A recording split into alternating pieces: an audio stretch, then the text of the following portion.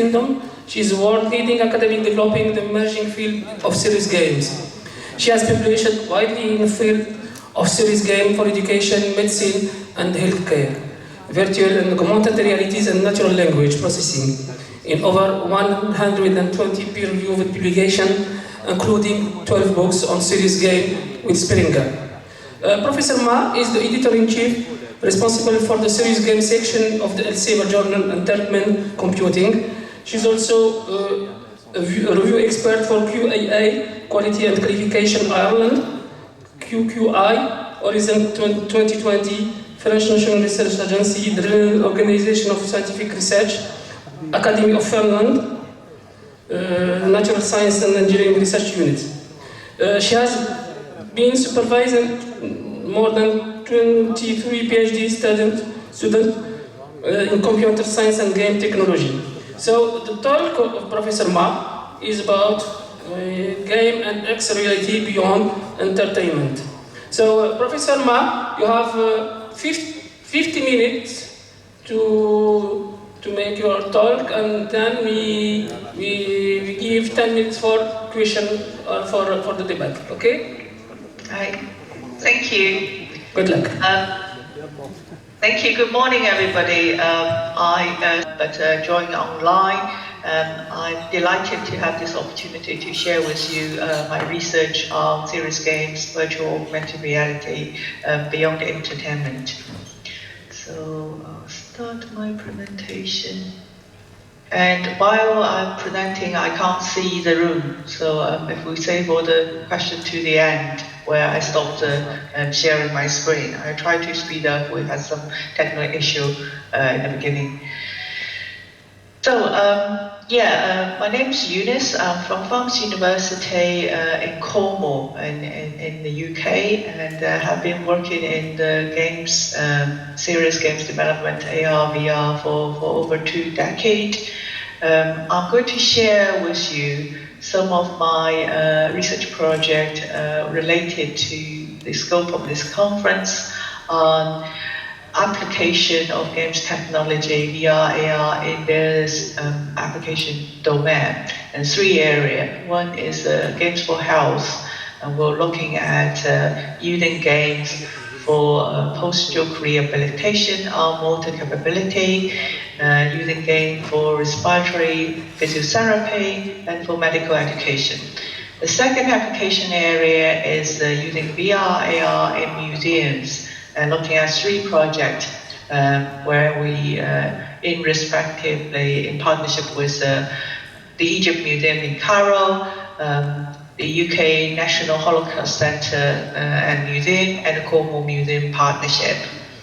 And the third area is games for changing attitude and behaviors, and we'll look in particular domestic violence and young people adverse childhood experience. And these 2 areas in bold, I'm going to spend a little more time to give you some insight and detail of the implementation of design and development. So start with this is the first games project that I have been I worked on after my PhD in University of Ulster. The project was carried out in 2005 and 2007. And we developed a game. It was funded by Northern Ireland Chest, Heart and Stroke Association. So the audience or player of the game is post-stroke patient who has lost some of their motor capability upper limb.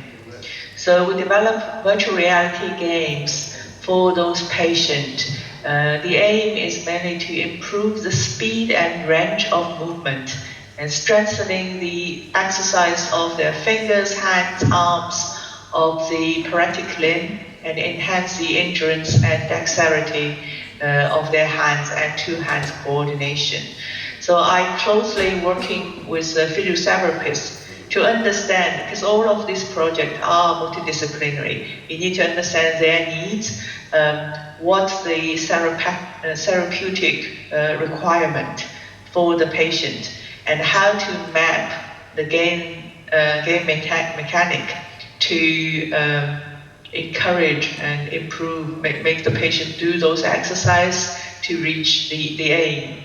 So one example, I've developed a series of games, 3 or 4 games in total. As you can see, because was quite a while ago, over 15 years ago. At that time, we used electronic magnetic sensor where the player has to carry a backpack, and the backpack can take up to 10 sensors in order to track their movement. Unlike today, the technology much advanced. We use image-based, and you don't need to wear any sensors. So one of the game showing on the screen is a virtual fishing game, where the purpose is mainly for improve eye-hand coordination and both hand coordination, because stroke patient normally they are two hand, one side of, because the damage on one side of the brain, it affects the other side of its motor capability. So you can see this player on the right, bottom right, she has a backpack where we only use 2 sensors in this game, where each sensor connects to her hand to track her hand movement. And then in the game, you can see the virtual hand. There's a fish swimming. They all have some simple AI implemented. So, for example, collision detection, avoidance, or escape from your hand.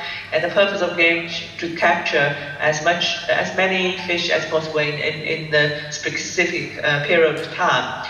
And when both hands are detected collide with a fish, it's regarded as caught, and we have some dynamic adaptation based on patient capability and in-game performance. So because each patient motor capability are different, depends on the level of severity of their condition. And based on their in-game performance, so if they are playing really well, the game will getting progressively more difficult by changing the size of fish and the speed of the swimming. The fish swimming is getting more difficult. So this is one example. That's many years ago. Another game, this one is a series of games as well, and we developed those games for children who have cystic fibrosis. For those of you who don't know, haven't heard this condition, this is a disease which is genetic condition in which the patient's lungs and digestive system become clogged with mucuses. So in old days, patients with cystic fibrosis don't live to adulthood, and nowadays the medical technology developed, they can normally live in their 30s, 40s.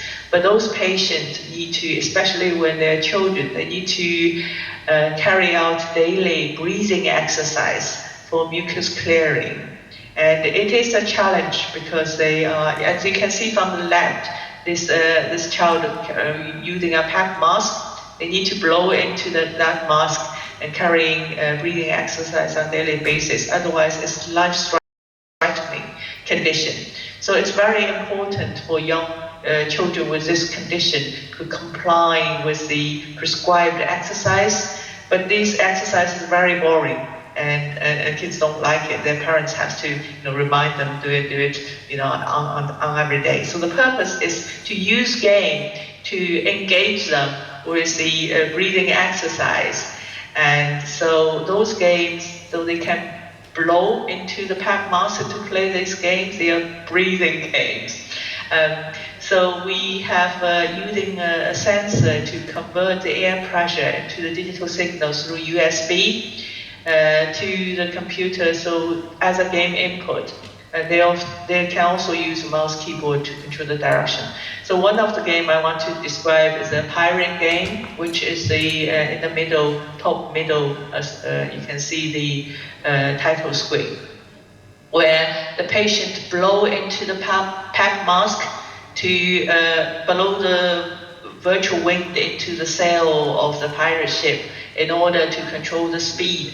So the harder they blow, the faster the ship will go. So there's a list of activity. They have to chase other ship, and they have to avoid the water hole, etc. So again, we work closely with physiotherapists to understand, because sometimes they want patients to blow as hard as possible, sometimes as long as possible.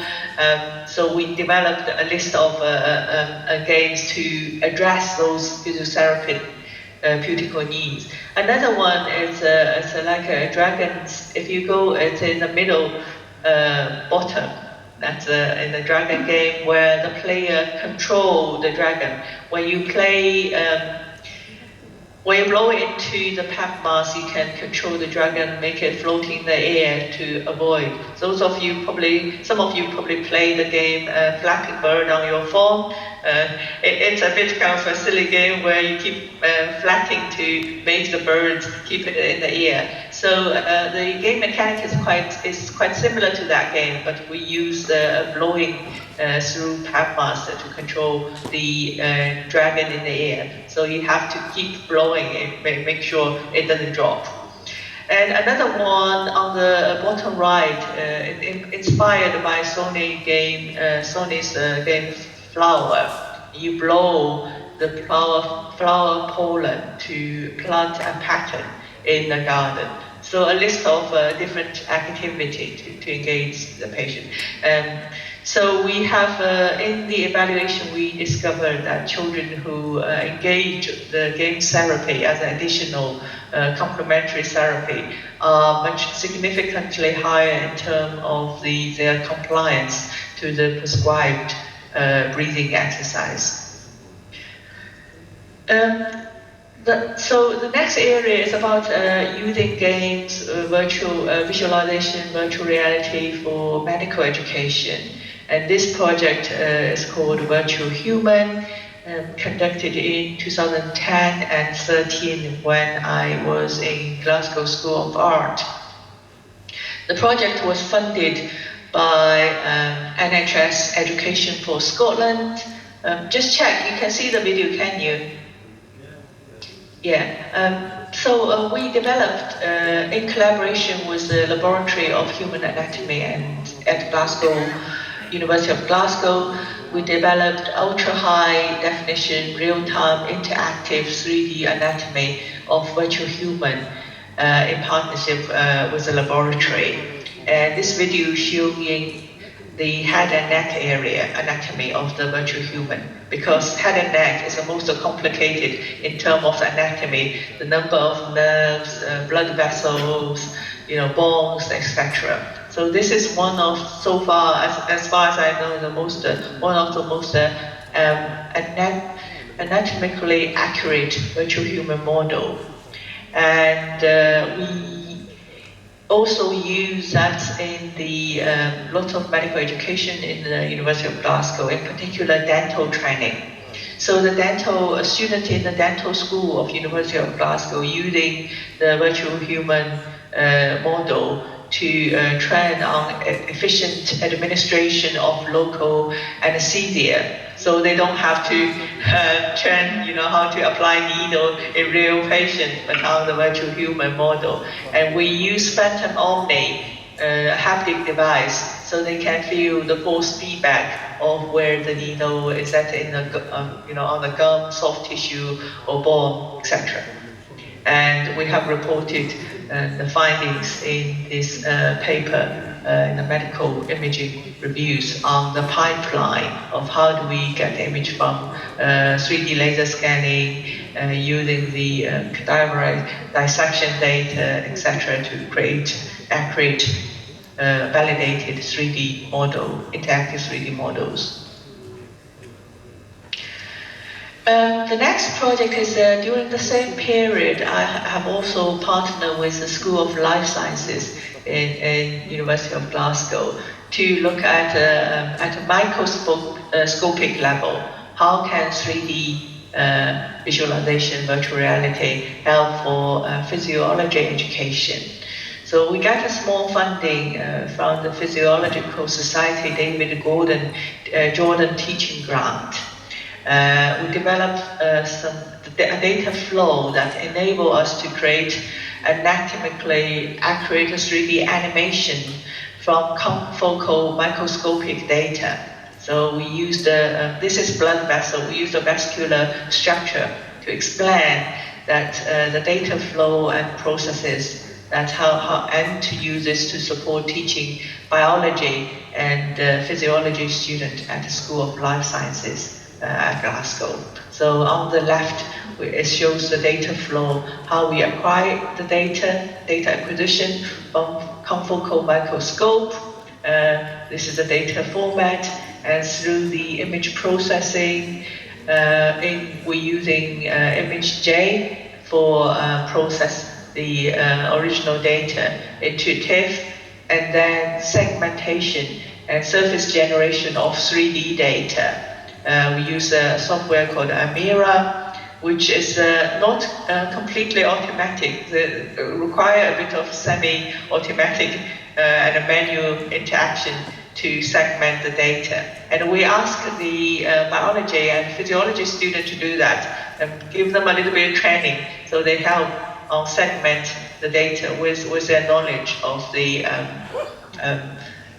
physiology knowledge. So the output is the OBJ data in 3D format, and then we then do the post-processing and the rendering using Autodesk Maya to modify those 3D model and animate them, and the export to FBX file, and then finally load the FBX file, export to Unity 3D game engine using a bit of JavaScript scripting to make standalone application which can be used for undergraduate biology and physiology education.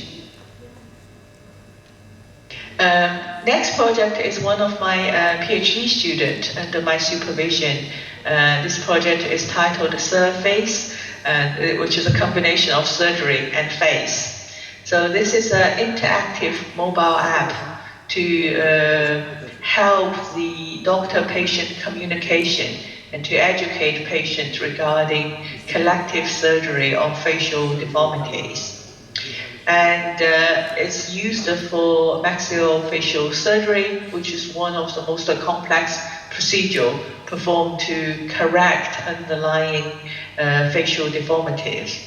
Usually, patients make voluntary decisions, and surgeons need to explain what will happen during the surgery and what will be, for example, taking one of the bone from their hip to put in the area in the face, and what are the risks and what will happen after the surgery, the recovery stage, and the originally kind of the usual informed consent and patient communication is quite difficult because this is a highly specialist area, very difficult to explain to the patients exactly what will happen, which bone goes where, etc.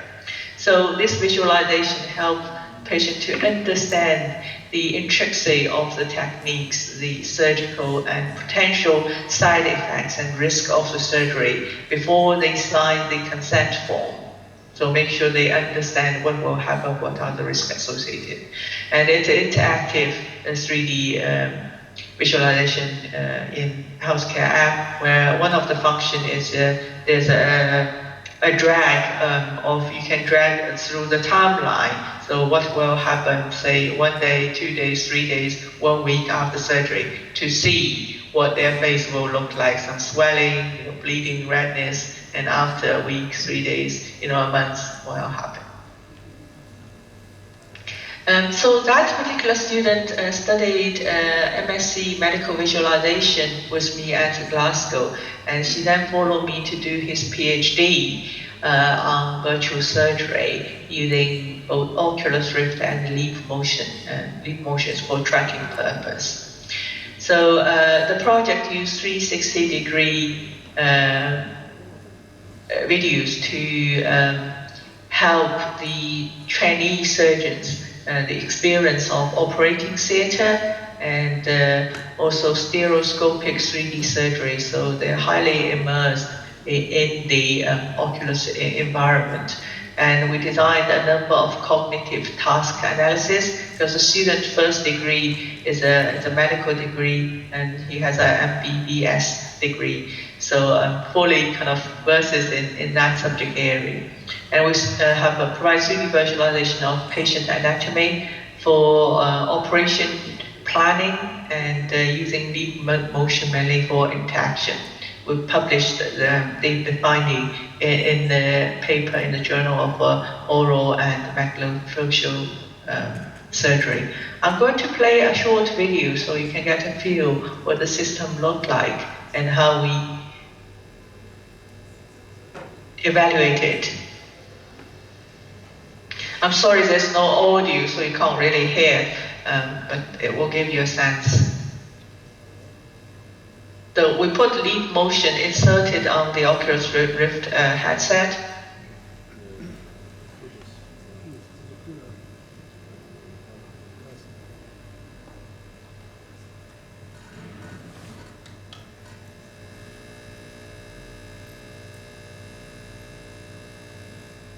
As you can't hear much public content.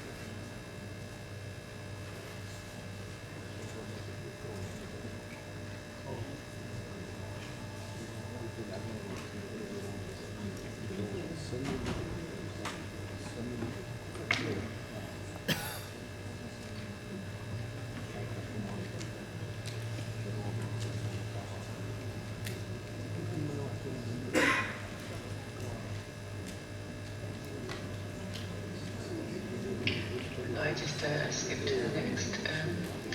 So the next area I'm going to present is using the augmented virtual reality for the museum sector. And this is one of another student, PhD student, who has now finished the project called Museum Eye. So we partner with the Egyptian Museum in Cairo using HoloLens for create augmented reality guide for the whole of King Tutankhamun collection. So Tutankhamun collection is one of the, involves several rooms in the museum. They are in the application, AR application, there's a virtual Tutankhamun, welcome the visitor, surrounded by guards, maids, and ancient Egyptian gods, and the visitor can see the physical room and augmented environment represents the temple that the king used to rule the country. So again, I play. You can see this is the picture on the left, the real environment, the chair, and this is a virtual Tutankhamun talking next to it and explain things. So for each item, we've selected number of items, and each item have those kind of. I do.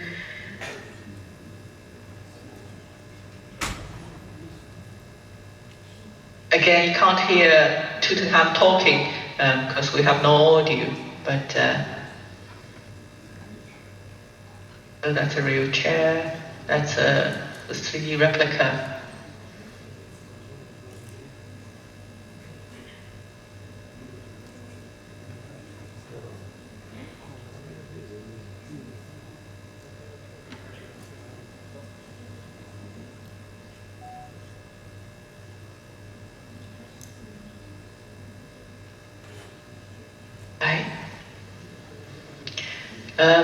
The next project I will spend a little bit more time is another project with the National Holocaust Centre and Museum in the UK.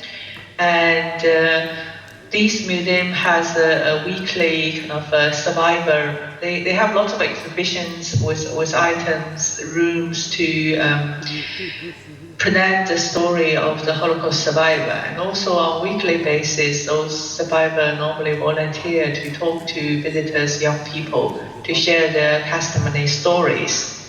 So this project was funded by Nesta Digital R&D Research and Development Fund. We partner with the museum and Bright White Limited, which is a technical kind of partner of the project. So to capture the Holocaust survivors' testimony in 3D and for the benefit of tomorrow, because the majority of the survivors are in their 90s or even approaching 100 years old. There are about 800 Holocaust survivors remaining in the UK. The number is getting less and less. And even fewer activities sharing their stories. And you can see one of the pictures. This is one of their regular sessions where survivors share their story with the visitors. And each year, survivors pass away or become too frail to deliver their testimony in person. So there's an urgent need to capture their experience, and the project is to use the 3D, the stereoscopic, and the virtual reality technology to make sure we capture their experience before it's too late. So we create a virtual Holocaust survivor in their space to capture their experience. So there's the interaction of Holocaust testimony and QA is in this format. We have a compere and the survivor and the audience. And normally the session starts by an introduction from the compere to introduce the survivor, giving the testimony, and then the audience is listening.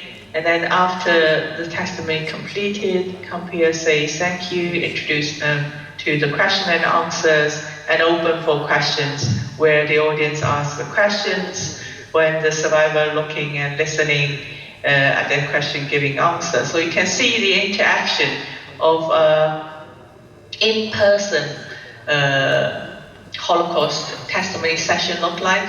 So what we're trying to do is replace the second line, the survivor, with a virtual human who represents the virtual survivor. So the virtual human needs to be listening, or appear to be listening, and deliver the testimony, and be able to answer the questions which are unpredictable based on a rich database of recorded testimony. And this is one of the questions look like. Sorry, it's finished. For some reason, let me go back to the window. For some reason, stopped.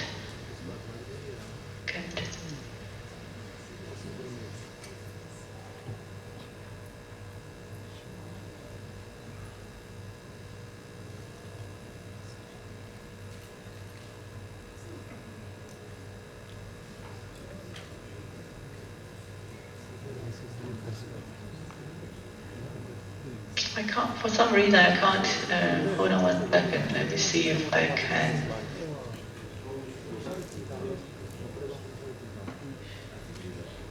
Oh no, can you see the screen now? Right, so, slides.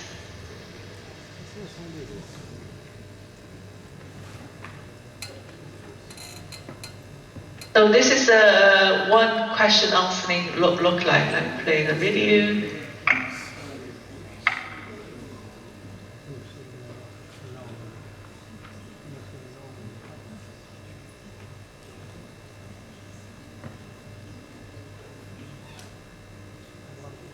Oh, I realize you can't hear the audio, so there's no point. Just skip this slide.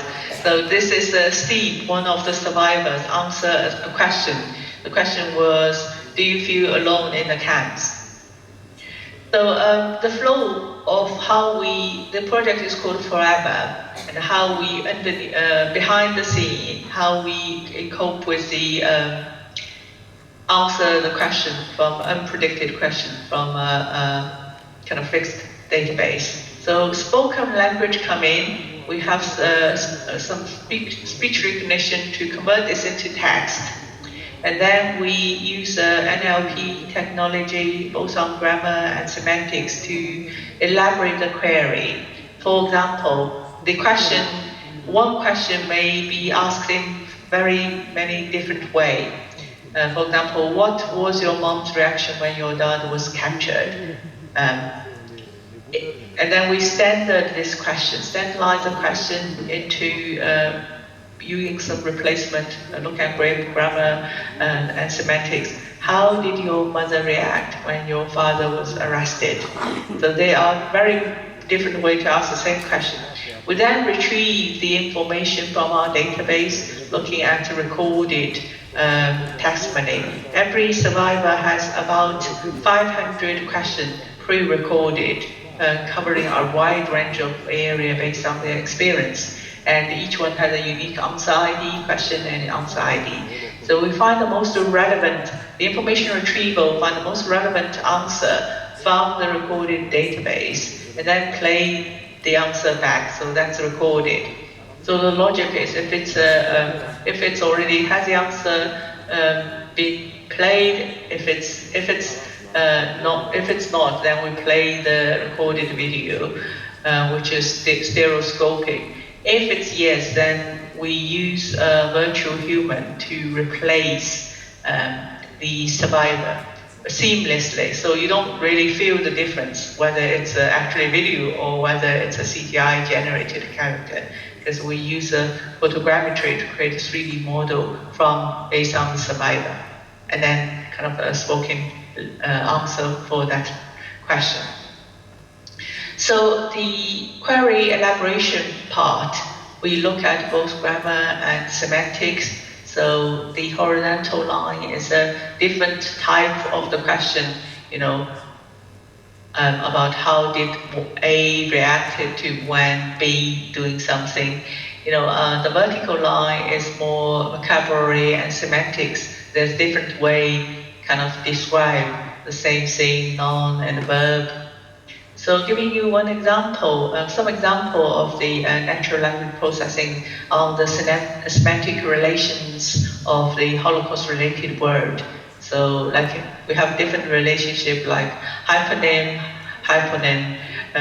meronym, horonym, the verb and different type of verb, adjective. They are all similar meanings. For example, flower, dandelion is one type of flower. So for one example is when we, in the audience, when the audience ask about food in the concentration camp, what do they eat? But actually in the recorded video, we don't have the word, we have the word like bread, porridge, potato.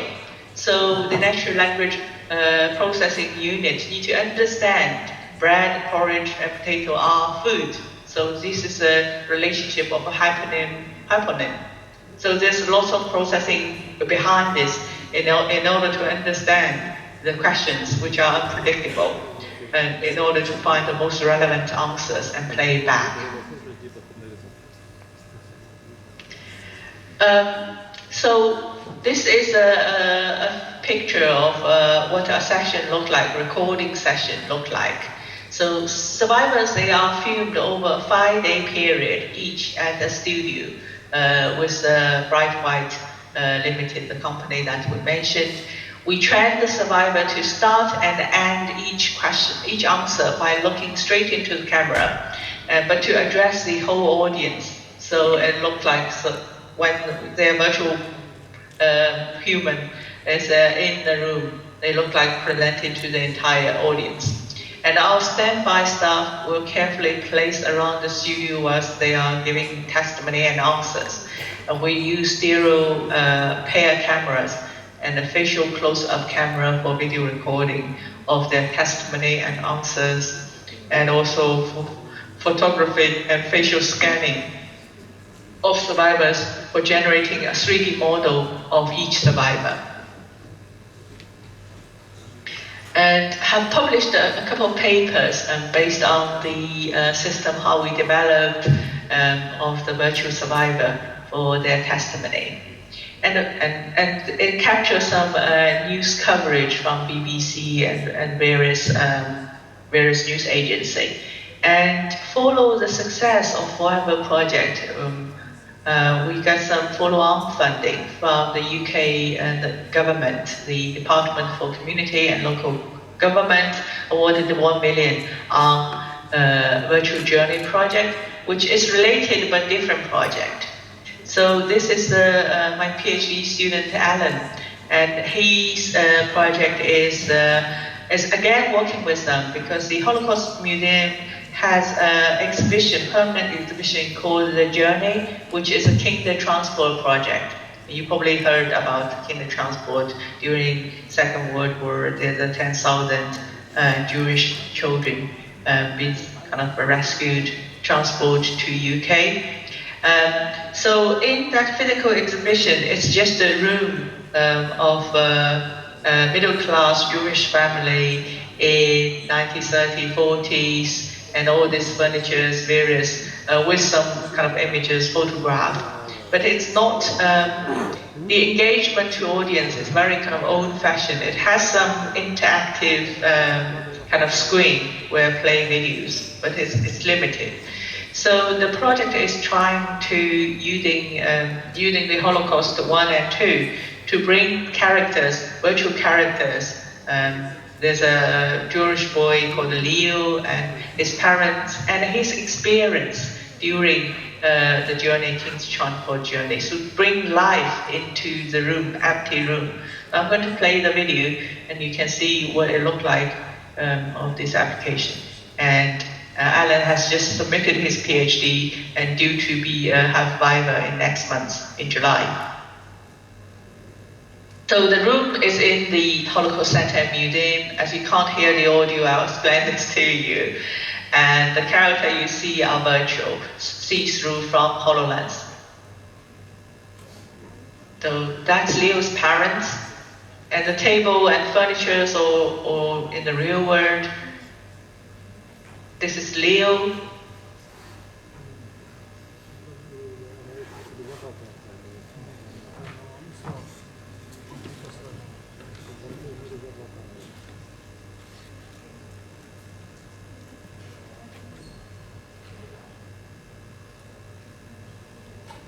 And you can interact with some of the virtual and real object in the room.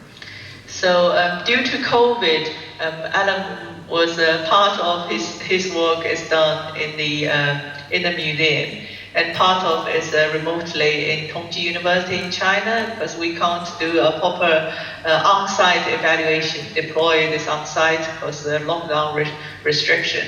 So, but this actually brings a new dimension to the project, because we are not only looking at augmented reality, also augmented virtuality, which means he got an empty room in Tongji University and compare virtual reality, augmented reality, and augmented virtuality, where it's an empty room, some of the furniture are real. Look at different interaction in these three media and what is the most effective.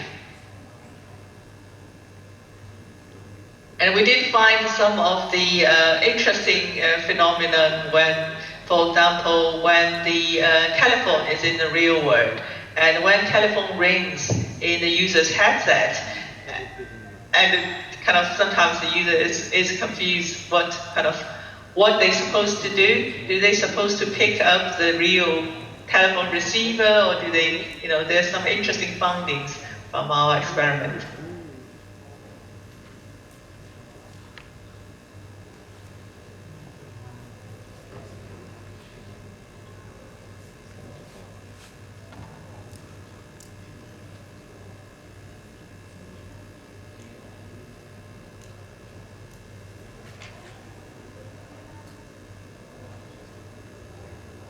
So the audience is actually an invisible observer in the system, where Leo will ask a question. In the middle of the story, when there's different views, debate in the family, what they should do.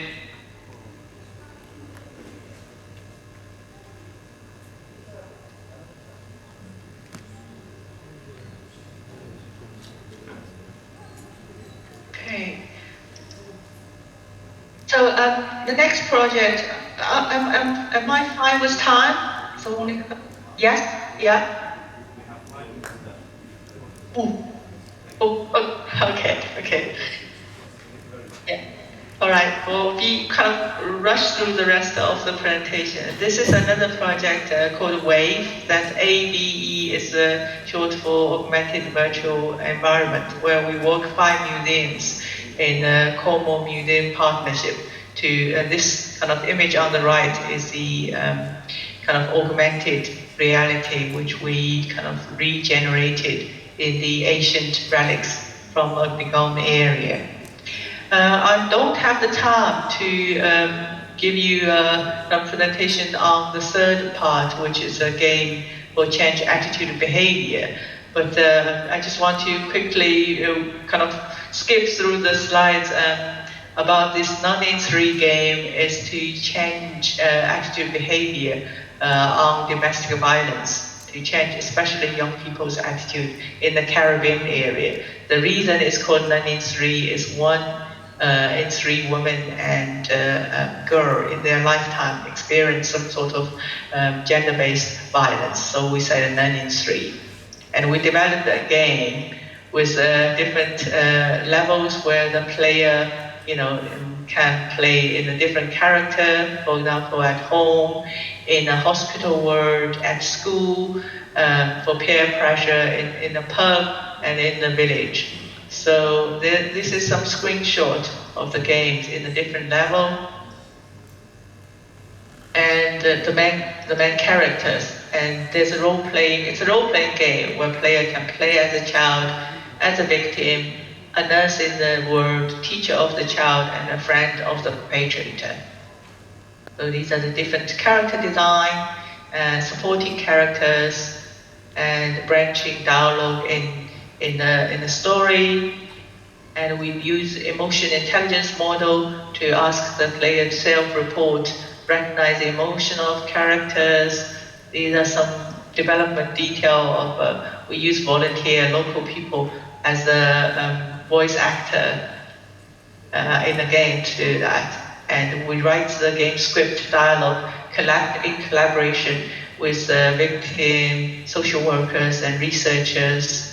And some of the finding, very interesting finding, if you have time, there's, it leads to different endings based on players' choice in the game.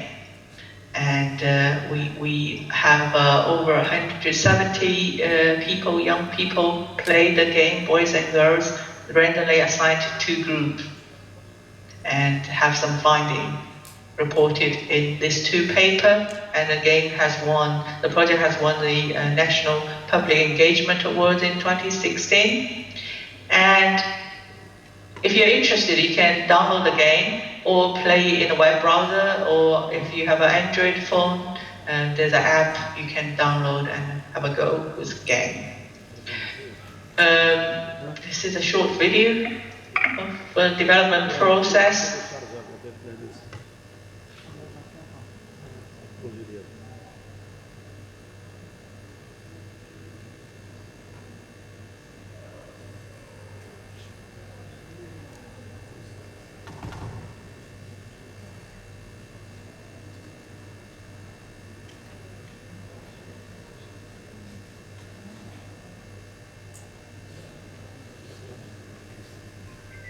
And this is an ongoing project that just started last autumn and follow on the Learning 3, and we get 3.4 million from UKRI Adolescents Mental Health Developing Mind program to look at game-based intervention for mental health of young people with adverse childhood experience. And final slides, again, another ongoing project with Tongji University got some funding, 1-year project, AHRC funded, understand the future of UK and China, I&I in the creative industry. So we collaborated with Tongji University looking at using augmented reality for Cornish gardens and classical gardens in Suzhou. So to both have worldwide reputation for cultural heritage and nature beauty. So that project is extend the reach of those gardens in Cornwall and Suzhou by attracting new audience and meet their needs, expectations for international visitors. So that's it. Sorry for rushing the end part of my presentation. Let me finish the slideshow.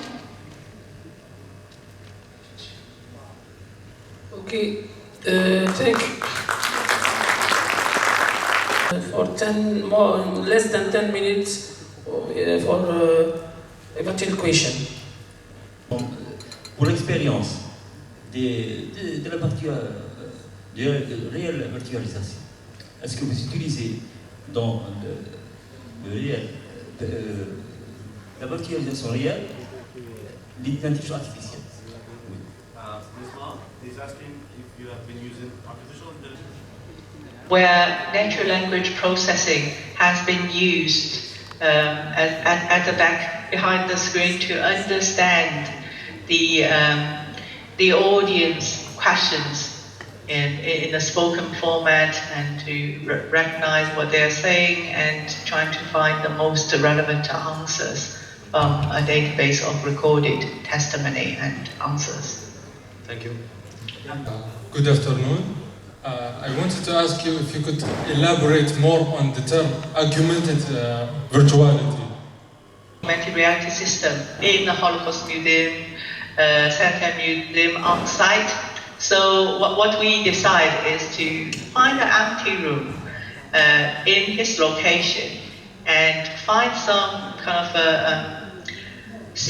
furniture to which he can find from Google and various sources like suitcases and furniture which can be used to replace some of the furniture remotely on the site, and to bring the rest of the furniture or the props, whatever he can find and bring into the room. And where he can't find them, we use augmented reality, use CGI generated, for the lighting, various things that he can't find. So it's not completely virtual reality, because he did 3 versions. In virtual reality, he completed create a 3D environment identical to the room in the Holocaust Center and Museum. Everything is in virtual. And in augmented reality, it's just a phase 1 where we were, before COVID, we were able to do that, deploy that, but it's not a proper evaluation, it's more testing. So augmented virtuality is something in between where remotely you have an empty room which has lots of flexibility. You can use prop and furnitures, but whenever it's not possible, use virtual. So it's a combination of augmented and kind of virtual reality, but it's in between. And the point is, many of the, during COVID after now, when the heritage sector, museum suffers, see a drop down, reduced footfall of the audience, if we can make our museum more accessible online remotely using augmented virtuality, so it's not kind of completely virtual. Still, you can able work around the room, not necessarily on the exactly same site, but remotely, but also have the similar experience as an AR, on-site AR. Thank you. My name is Sadiq Rediq from Computer Science Researcher. So My question is about psychological aspect. Is there any side effects about psychological aspect when we use a lot of time this technology? Thank you. Yeah, it depends on which project, because some of the project is used for physiotherapy purpose. It's not much kind of, for example, the cystic fibrosis, although they are children, young people.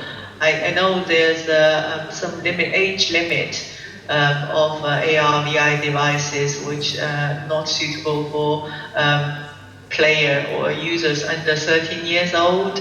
But some of the applications are games, not necessarily involve headsets. So we haven't seen for the physiotherapy applications side effect as much. And for the psychology effect for those, the third application area, which I didn't have time to go through in much detail, because these are change attitude behavior, especially my current project on trauma and adverse childhood experience. It's an ongoing project in our team. We work with Oxford and Kent and Leeds, because I'm not expert in psychology, and in Barnes University we don't even have psychology department, so we work closely with clinicians, psychologists to make sure safeguarding, so that young people who have traumatic experience, when they engage with our co-design, we make sure they are well looked after. Any side effects are going to take effect, or if they feel too overwhelmed, we'll kind of stop or pause and find an alternative way to engage them if they still want to continue to engage with us. But yeah, this has been considered, especially in the third category, when you work with young people with traumatic experience. One day to insert this technology in teaching, in training at university. Sorry, the question is it possible to use the technology for biology, physiology education already shows the potential. Education is one of the most kind of biggest application area for games, AR, VR. One is education, the other is health. Thank you very much. We hope to see you in Oran for summer holiday.